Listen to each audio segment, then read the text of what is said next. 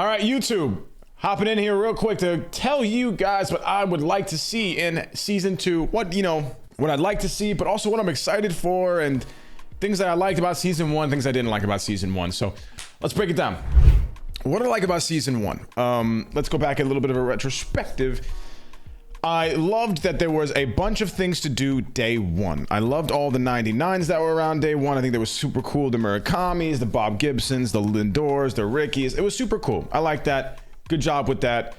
I liked that, there was always something to do early on. And I liked that a lot of TA was helpful for set 1 collections, so the offline player or the no money spent guy or whoever it was had a chance to get good players. What I didn't like about season 1 was that it was mostly offline, forward, too many mini seasons games that you needed to play, too much mini season emphasis, and it didn't work. A lot of bugs with mini seasons. I'm not sure if it was fixed. Didn't really like the ranked season structure at all. I'm gonna be honest. I couldn't even say I liked it for season 1. It was way too easy, the program, too short, too empty. Co-op needs PXP. That's something it needs. It just needs PXP. You need a reason to play it. More things I liked about season 1. Diamond Duos. I thought most of them were really good and interesting. I think they did a good job with Diamond Duos. I liked them. World Baseball Classic packs, super good. Bunch of them were good. Bunch of cards I always wanted to get from the Diamond Duos or World Baseball Classic packs for the most part. BR. I thought BR was a net W for season 1. I think the rewards were solid. I wish the program was a little bit longer and there was more to do at the end of it. But I think that the guaranteed program rounds are awesome. I know it's not really a new thing. I liked the program cards were cool. Alex Hall's one of my favorite cards I've ever used in this game ever. So shout out to them for that. Events in season 1, not good. Way too long, rewards are way too bad, and the events are not that interesting. Didn't seem to line up properly with what content was dropping either. So hopefully we can fix that, figure it out. I think a nice positive and a W for SDS for this, towards the end of season 1 was that in the monthly award event, they forgot to allow us to use captains at first, like Santana and Pryor, and then they added that after. Said, we're adding a quick hot fix. We're going to add the ability to use these guys in your event runs. You should be able to. It makes sense.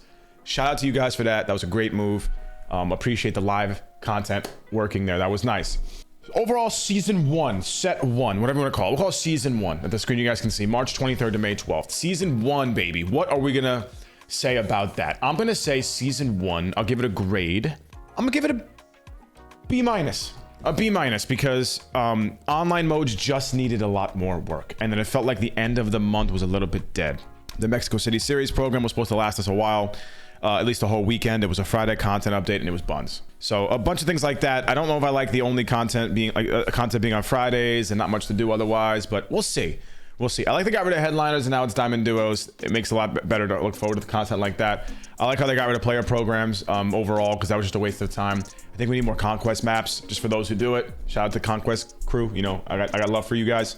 Yeah, B-. As far as set 2 goes, let me break it down for y'all, man. Set 2 or season 2, you'll be able to use core cards, set 1 and set 2 until July 7th, starting May 12th. I personally would not recommend selling all of your cards from set 1 to get a head start on set 2, or to try and drive up value, or maybe like hold set 1 and then sell them when they're not available anymore, whatever.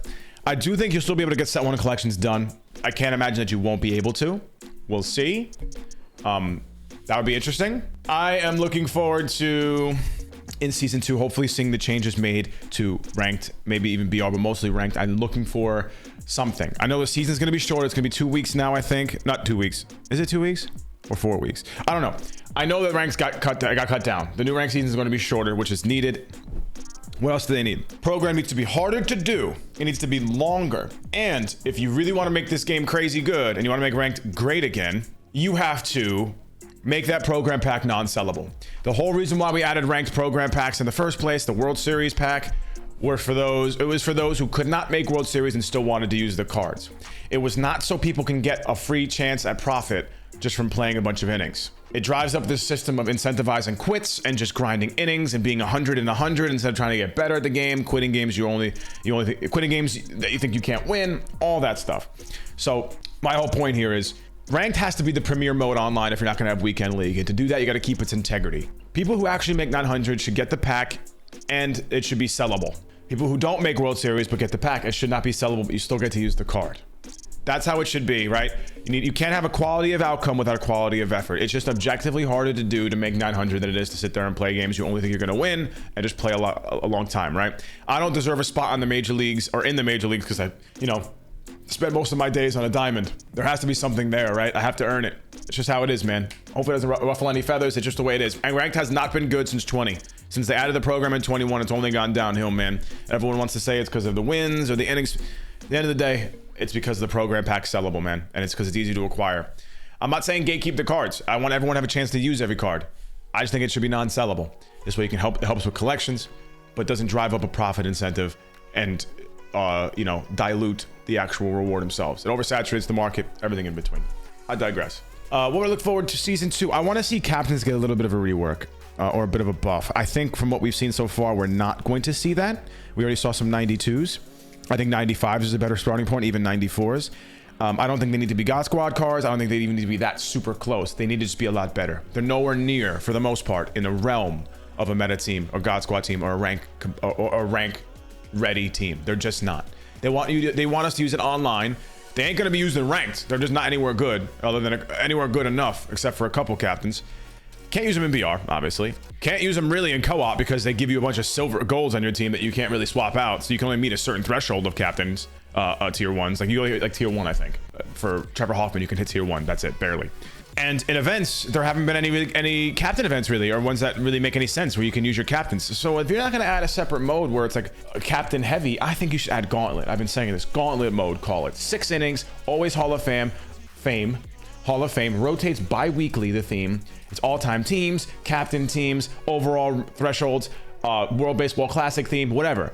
That should be something that we have in the game. If you're not going to add, weekend league, add that. It's a little bit more competitive than Battle Royale. It's 6 innings as opposed to 9, so it's not necessarily ranked seasons. The rewards are somewhere in between BR and ranked with its own separate program. Maybe it's just tied to stub incentives. I don't know, but we need something. As far as the captains go, so you're gonna ask us, you said you want to see it more online, right? That's why they made the live series captain change where you needed one less player to get the tier 3 boost. That didn't do anything. If you really want to see it used more, make them better. And if your solution is, oh, well, you just need more good cards for each respective captain to make the boosts better. For example, the Royals will be good once all their 99s come out or all their best cards come out. 2 things with that. 1, you can't pitch a feature and say, guys, grind for this now. It'll be good in a couple months. It's not going to work. 2, not every team's going to have the equality of talent, right? The depth chart for the Royals versus the Yankees is going to be astronomically different. So what do you have to do? You got to make the boosts better. Now, you want to get into the nitty gritty and say, well, now, there's always going to be better captains than others, for sure. But maybe make the Royals boost a little bit better. I don't know. I don't know what the solution is for that. I'd have to think about it some more. But I'm not going to put effort into thinking about something that is actually not going to go anywhere. That's a long-term. If I was working on the team, I would put that time in. I don't. But yeah, other than that, and on a positive note, season 2. What am I ultimately looking forward to? Brand new cards, man. Kind of starting over like season 1. New things to do. New BR, new rank, new events, new programs. I'm planning on potentially making a separate team and just kind of making that my set 2 team or season 2 team. It depends though, right? Because I don't think I need to force that since in season 3, set 1's out the window. So I might want to use set 1 as long as I possibly can. Either way, guys, I've held in like 86 burps this entire time. I just had breakfast. Let me know what you guys think about this video, about my thoughts. I want to hear your thoughts too. Let me know how you felt about season 1, about the things I brought up, and maybe some things I didn't bring up. Let me know. Hopefully I'm not missing anything. Love y'all, man. Catch you next time. Peace.